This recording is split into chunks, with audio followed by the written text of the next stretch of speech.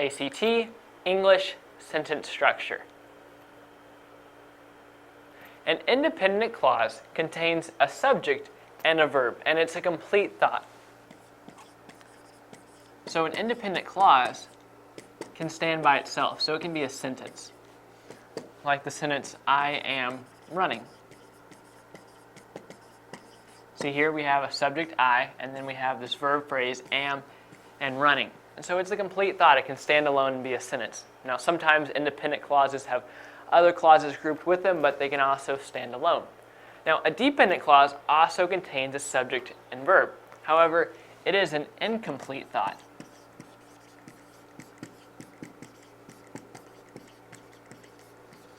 And so we can take this independent clause up here and just add the word because to it, and it becomes a dependent clause. Because I am running still has a subject and a verb, but now we have the word because, and so it's a dependent clause. It's not a complete thought. You can't just say because I am running. You need something to go with it, like because I am running, I can't come to the meeting. And so that would be a complete sentence. So that's what a dependent clause is. Now, a noun clause can be a subject, a direct object, which I will abbreviate DO, an indirect object, abbreviated IO, or an object of a preposition. So a noun clause can begin with WH question words, like what, which, when, where, who, or whom, and question words like how or if. Now, an adjective clause modifies a noun or pronoun.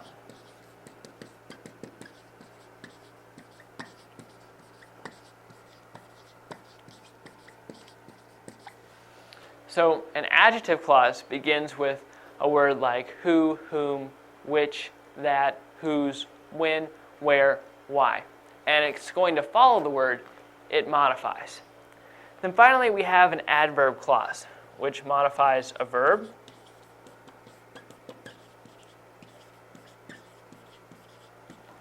an adjective, another adverb, or an object of a preposition. Now, an adverb clause begins with a subordinating conjunction, such as after, because, since, unless, etc. And an adverb clause answers the question when, where, why, how, or to what degree, or under what condition. So that's a look at some different types of clauses.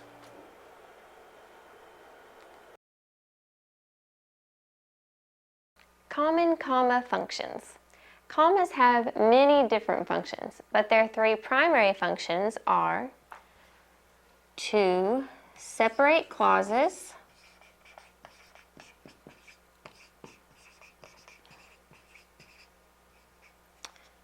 join independent clauses,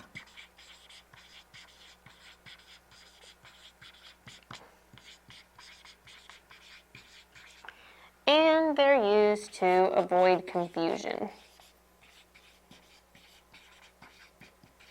So since we talked about separating and joining clauses, let's first talk about what a clause is. A clause is a piece of a sentence.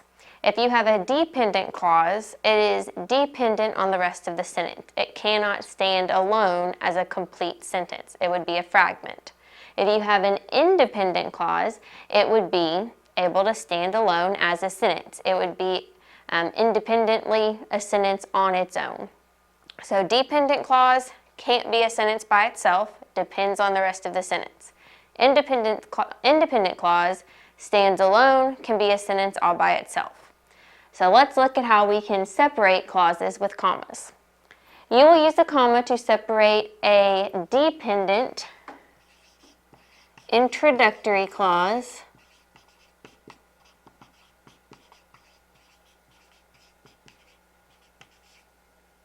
from an independent clause. So one way that dependent clauses are used is as an introduction to a sentence. For instance, before the game, Jimmy ate a healthy breakfast. We use this comma to separate the dependent clause. So before the game is dependent.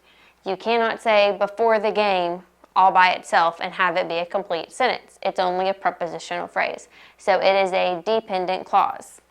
But then you have Jimmy ate a healthy breakfast. This would be independent. It could stand all by itself. So we are separating the dependent introductory clause from the independent clause. Before the game, Jimmy ate a healthy breakfast. And you notice how you pause where that comma is. And a lot of times, that's why a comma is there, to get you to pause so that your sentence makes sense as you're reading it, either to yourself in a book or aloud to someone else. So, dependent clause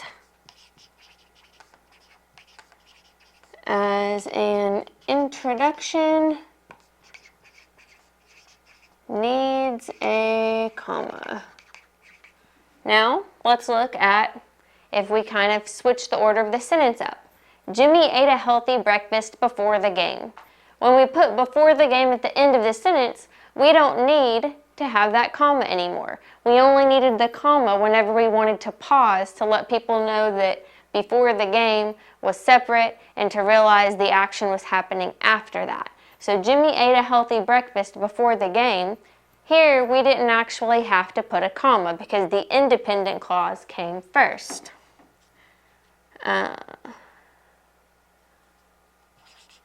So we had our dependent clause at the end, no comma needed. Now this is in this situation. That doesn't mean there will never be a situation where you will have a dependent clause at the end that needs a comma. If you have several items in a series, you may still need a comma toward the end of the sentence. But if you're using an introductory phrase, if it comes at the beginning of the sentence, you need the comma. If it comes at the end of a sentence, generally you won't. Let's look at another way that we use commas to separate clauses. You will use a comma to separate two independent clauses joined by any of the following conjunctions. And a conjunction is basically a connector word. And, but, or, for, nor, so, and yet are common conjunctions. If you have two independent clauses, that means two phrases in a sentence that could stand as a sentence on their own, and they're connected by one of these conjunctions, then you will need a comma to separate those two. We are going to the movies, or we are going to a nice restaurant. So here's our conjunction, or. We are going to the movies is an independent clause. We are going to a nice restaurant is an independent clause. So the comma is needed to separate two independent clauses.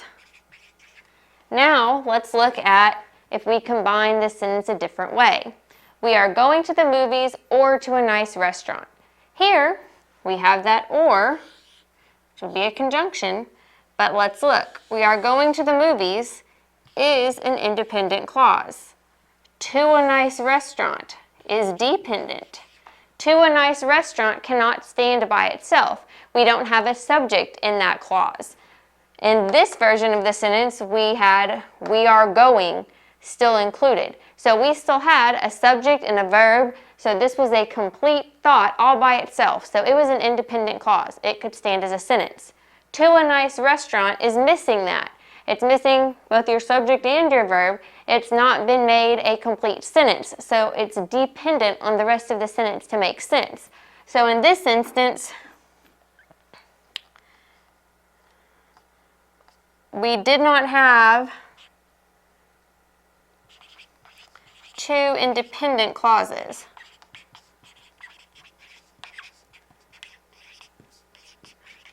So, no comma was needed.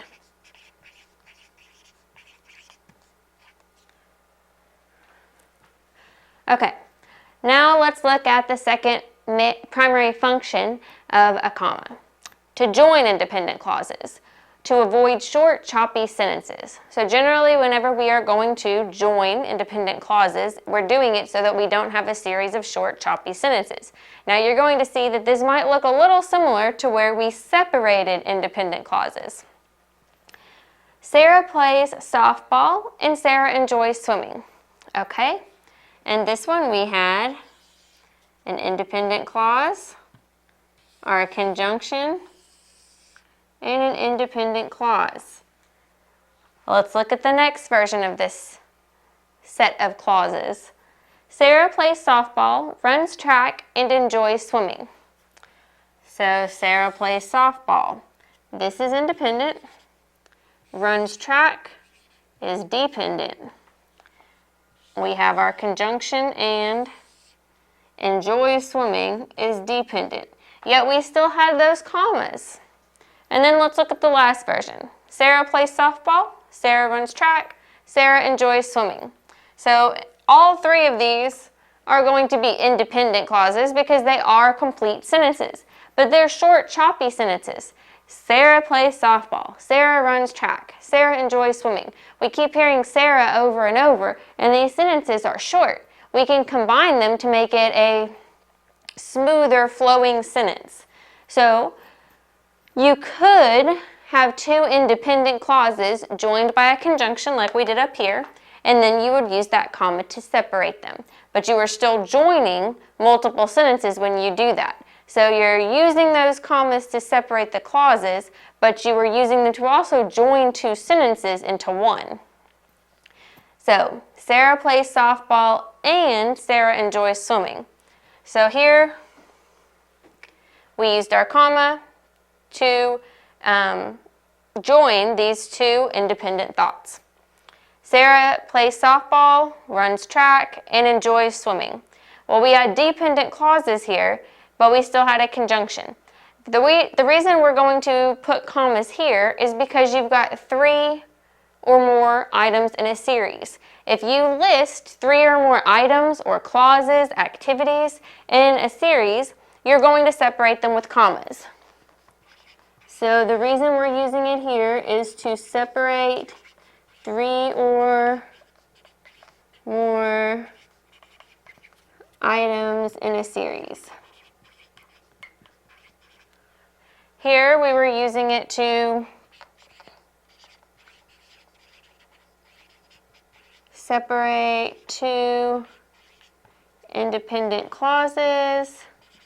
And then at the end we had no commas. We just had 3 complete sentences, which basically equaled 3 independent clauses. So we had to find ways to combine them. So we could combine all 3 into one sentence, and we could use our rule of using 3 or more commas in a series to join these different independent clauses, or we could use our rule of separating 2 independent clauses with a comma and a conjunction and keep 2 independent clauses instead of separating it up and making it dependent clauses but 3 different activities in a series. We could say Sarah collects bananas, apples, and tomatoes. We would have to put commas in that series too. Sarah collects bananas, comma, tomatoes, comma, and apples. So when you have 3 or more items in a series, you have to put your commas to separate them. This is going to be helpful when you're combining different ideas to be able to join independent clauses and in other instances. If you have just 2 sentences that you would like to combine, you can do so using a conjunction and a comma. As long as it's still an independent clause on each side, you will need that comma. Let's look at the third primary function of a comma. They are used to avoid confusion. I want to eat chicken, broccoli, and corn for dinner. Without a comma in this sentence, it sounds like you're saying you want to eat chicken broccoli. Well, you probably don't know what chicken broccoli is, and that's because it's not a real food. What would make more sense is if we said I want to eat chicken, comma, broccoli, comma, and corn for dinner. Then you would be telling someone you would like to eat chicken, broccoli, and corn. 3 items, not chicken broccoli, which makes chicken look like an adjective to broccoli. Now, this comma here in a series, if you have 3 or more items, the comma immediately before and is optional. Some people like the way it looks, some don't. I like the way the comma looks. It helps me feel more organized when I'm writing, so I always put it in. But you definitely need this comma because otherwise the meaning of your sentence is unclear and you would not be avoiding that confusion that commas are supposed to help you avoid. Let's look at the next example. Before we eat, our dog has to eat. This doesn't make sense. Before we eat our dog, you're not going to eat your dog. But if you're reading this sentence quickly, without a comma there to slow you down and make you pause, you don't read it correctly. You would have to read it a second or third time to get what the author's meaning actually was. So you would say, before we eat, our dog has to eat. And maybe this is so that your dog isn't going to bother you while you eat. If your dog's already eaten, then you can eat happily. So before we eat, our dog has to eat. And this is one of those dependent introductory clauses like we talked about up here. We use a comma to separate clauses, and that can also avoid confusion. So you see how some of these rules tie in together. Commas in a series, commas in a series. Introductory clause being separated from the independent clause that is the rest of the sentence. Dependent clause separated from independent clause. So a lot of the rules of commas may overlap a little bit, but these are 3 of the primary functions you're going to see commas used for. That doesn't mean you won't see them used any other way. They're also used geographically if you're talking about a city inside of a country or inside of a state. If you're talking about dates or times, then you may also use commas. Commas are used in people's names sometimes if you're putting a junior or a senior. So these aren't the only times you're going to see commas, but in writing, these are the primary functions in which you are going to see commas used. There are 2 primary uses for the semicolon in the English language. The first is to separate 2 closely related independent clauses within a sentence. If you use a semicolon, there's no need to include a coordinating conjunction such as and. The second use for a semicolon is to separate items in a list when the items are long and complicated or contain internal punctuation such as a comma. Ordinarily, you would use a comma to separate items in a list. But if the items contain commas within them, it may be confusing to separate the items with a comma. So that's where the semicolon comes in. Here we have 1 example sentence for each usage. In this first one, we have 2 independent clauses separated by a semicolon. So each of these clauses could stand on its own as a sentence, but we've chosen to combine them into a single sentence, and we do so with a semicolon. It's proper to use a semicolon in this sentence because the 2 phrases, I went to the doctor and he told me I had the flu, are very closely related to one another. Hearing that you have the flu is a direct result of going to the doctor. You would not, for instance, be able to use a semicolon in a situation where your 2 clauses were, I went to the doctor, I scored a 99 on my exam, because they're not related in the same way that these are. So in order to use a semicolon to separate 2 independent clauses, the 2 clauses must be very closely related to one another.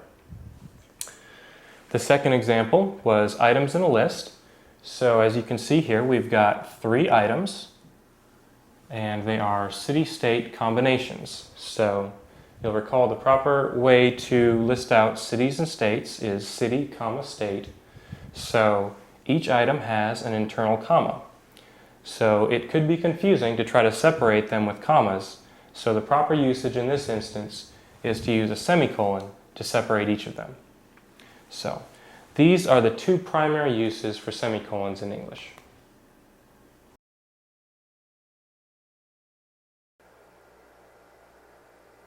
Dashes have 2 main functions.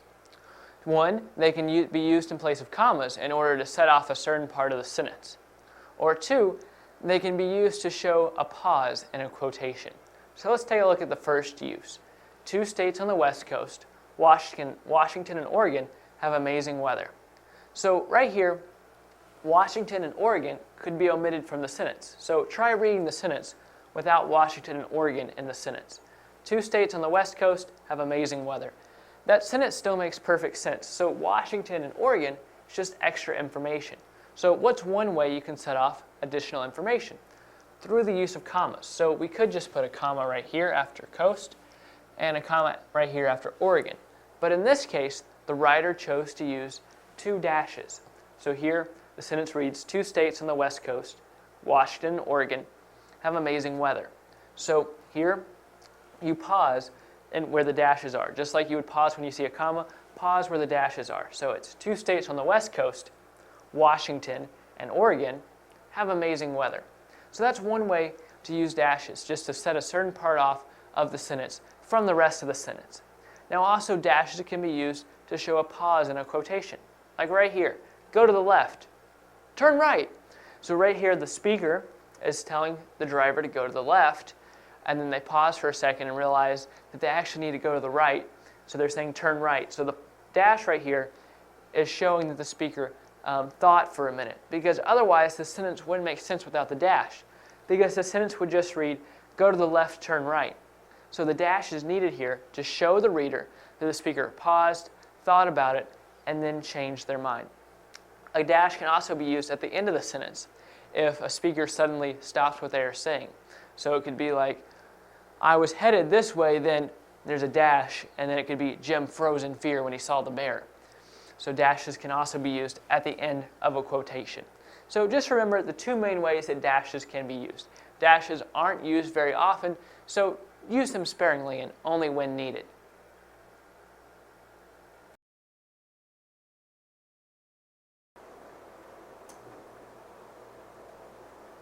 It's important to choose the correct pronoun when you're writing or when you're speaking. So we're going to take a look at a tip or a little trick to be able to determine which pronoun to use. So you're going to want to restate sentences twice using each subject individually. So when you want to use a pronoun, you can usually whittle it down to 2 pronouns that you're looking at that you're trying to decide between. So what you want to do is try the sentence twice, each time with a different pronoun, and determine which one sounds correctly. Ideally, you're going to want to be familiar with the correct grammar rules to be able to figure out which pronoun to use. But obviously, in this case, if you're trying to decide between them, you don't know the grammar rules. So you're going strictly off of sound. That's because you've heard other people use pronouns correctly. So you just plug in each of the pronouns, and you'll be able to determine which one sounds correct.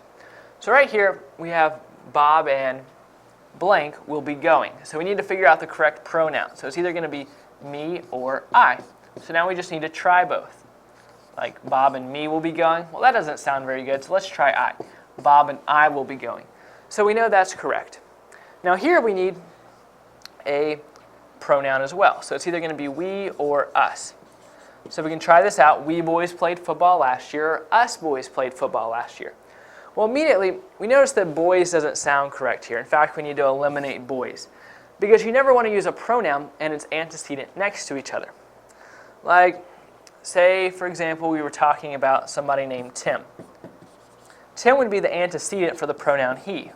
So say Tim went to the store. We could instead say he went to the store. So the pronoun he would be standing for Tim, which would be the antecedent. So here, boys is the antecedent for we or us. So we don't need to use a pronoun and its antecedent, so we just eliminate boys here. So now we just try both of these. So we could say, we played football last year. Well, that sounds correct, but let's go ahead and try us as well. Us played football last year. Well, that doesn't sound right, so the correct answer is going to be we. So that doesn't take very long, and you don't actually have to write it out. Sometimes if you're just about to speak it, you can figure it out in your head. You can go through this test in your head and determine which pronoun is correct.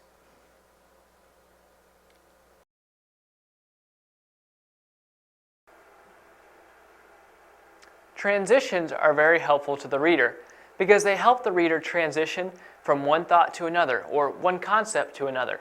Transitions can be placed at the beginning of a sentence or in the middle of a sentence, either to help the reader transition from one sentence to another or from one part of the sentence to another part of the sentence.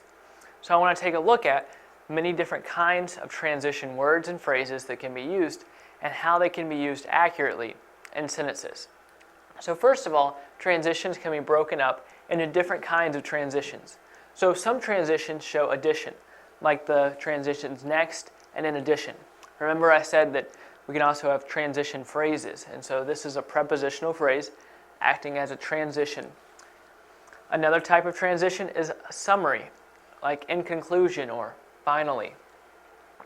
And there are some transitions that show sequence, like later or then.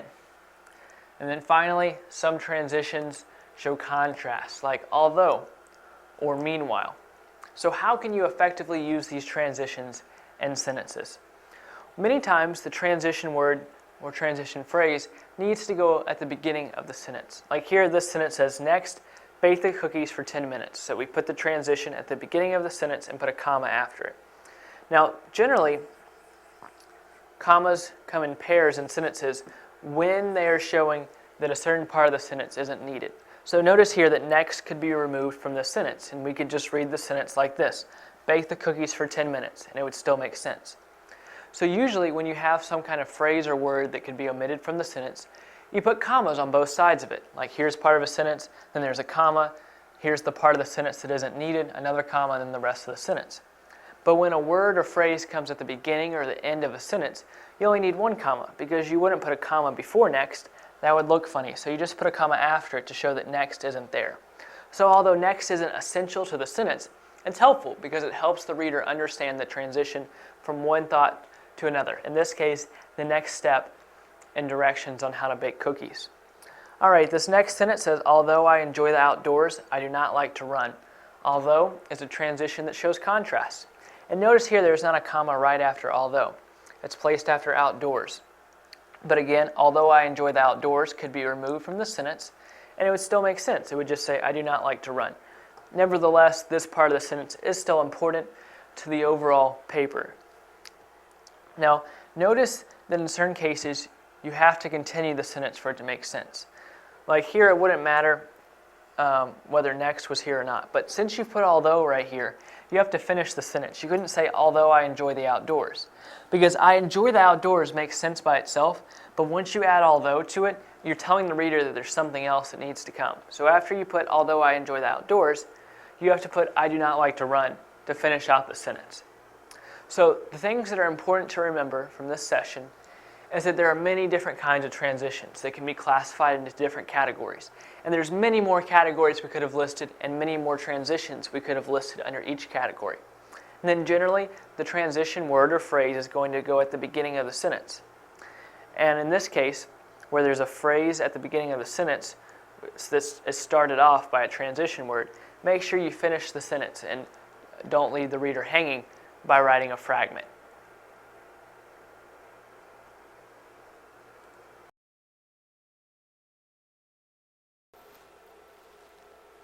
Sometimes choosing the correct pronoun can be difficult.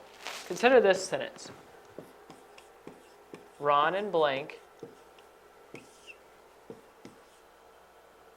left. So here, you either need to insert the pronoun Ron and I left or Ron and me left. So how do you choose the correct one? Well, I'll go ahead and tell you that the correct response is I. The sentence should read, Ron and I left.